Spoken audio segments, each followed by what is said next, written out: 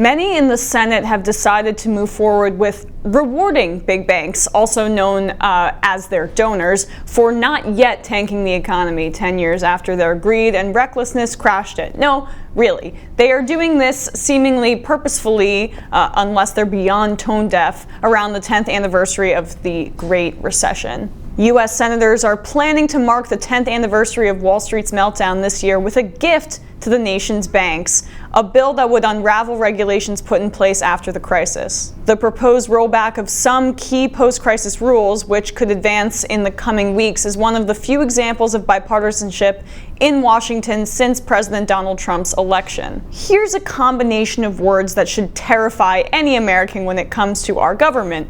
Bipartisanship and banks. Put them together, not good news. And this bipartisan effort is a modification to the already extremely weak Dodd-Frank Act of 2010, rolling back some of those regulations, and the Democrats supporting it are the usual suspects. The bill is driving a wedge between Democrats and threatening to magnify the party's divisions as it fights to win back Congress this year. On one side are moderate Democrats such as Senators Heidi Heitkamp and Jon Tester from Republican-leaning states who support the legislation because they say it will provide relief to small and regional banks and boost rural economies. On the other are progressives like Senators Elizabeth Warren and Sherrod Brown, and their activist allies who argue that the bill will put consumers at risk. They're working to undercut the party's centrists before the vote, with several of the moderates, as well as Brown, facing tough re-election campaigns this year. On the Republican side, Mike Crapo of Idaho, I'm a child, he's the Senate banking chairman, is pushing for the bill, along with Heitkamp and Tester, Joe Donnelly of Indiana, and Mark Warner of Virginia, both very conservative Democrats, are working to move this bill forward. And here I have to jump in and kind of just criticize this article that I'm reading from. I know, I'm sanctimonious and I'm using them as a source here, but just look at the way that they're framing this article. Earlier in the piece, they lauded the bill for being bipartisan, and now they're talking about how progressives like Elizabeth Warren and Sherrod Brown and their icky activist allies are undercutting the party's centrists when they're facing tough re-election campaigns. Fall in line, Sherrod Brown and Elizabeth Warren. Why aren't you helping them? By the way, why aren't Heitkamp and Tester being accused of undercutting the party's progressives who are way more in line with the voters on ideology? That's just the Politico framing for you. Okay, now that I've gotten that out of my system, I might talk about it a little more later, but we'll continue. I'm amazed that on the 10th anniversary of the 2008 financial crisis, some Democrats are supporting the Trump administration and Senate Republicans on a bill to roll back the financial rules we put in place, Elizabeth Warren said in an interview. She said the issue is whether or not senators are on the side of protecting the economy and taxpayer or on the side of giant banks. Remember Countrywide, she said, referring to the mortgage lender that became synonymous with the crisis? It was about $200 billion, which is smaller than some of the banks that will be deregulated by this bill. The heart of this bill is to take 30 of the 40 biggest banks in this country off the watch list so that they can load up on risks again, and if things go wrong, put the American taxpayer back on the hook.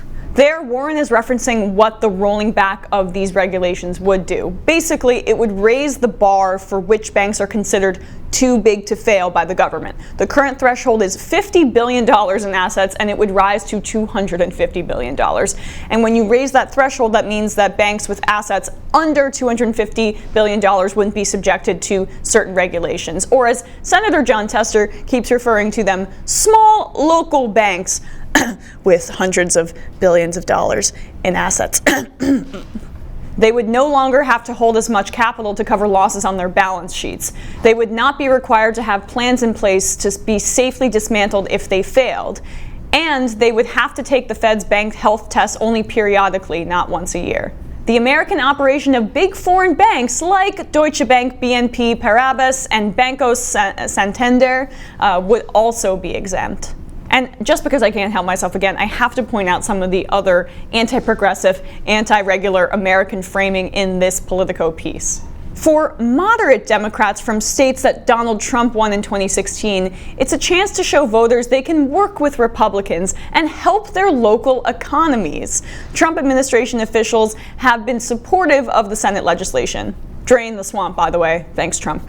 Help their local economies. It's a Politico-financial reporter, so I guess I should expect this, but it's still frustrating, this kind of framing. But there still may be some hope, and it will come from an unlikely, terrible source, House Republicans. The problem with winning over more Democrats is that there is little room to negotiate among the coalition of supporters when it comes to making changes that newcomers might seek. That's why the biggest threat to the bill's passage is in the House, where Republicans want to do much more to dismantle Dodd-Frank. For now, it's unclear what they will try to add to the bill and whether Senate Democrats would go along with it.